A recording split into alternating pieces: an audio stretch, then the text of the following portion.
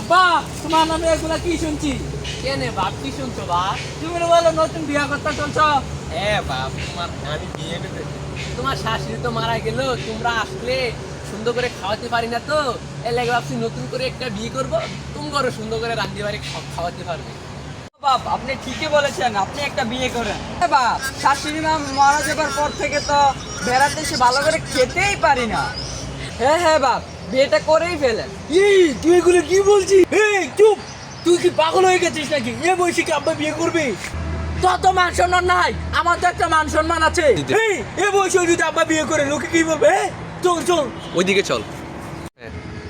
এই শালা পাগলা, তুই আমার কালা শালিকে কেন বিয়ে করেছিস? হ্যাঁ, কিসের লেগে? আবার শ্বশুরের মেলা সম্পত্তি আছে, এর লাগিয়ে বিয়ে করছি। জমি আমার লাগে বিয়ে করিস তো এখন যদি শ্বশুর বিয়ে করে শ্বশুর ঘরে যদি ছেলেও সব সম্পত্তি তো ওই নিয়ে যাবে। শ্বশুর যদি এখন বিয়ে করে তুই কোনটা নিবি? ধনটা? আরে শালা, আমি তো এটা ভাবিনি। চলো ভাই চলো, দরকার হলে শ্বশুরকে এখনই গিয়ে দড়ি দিয়ে বাঁধতে হবে।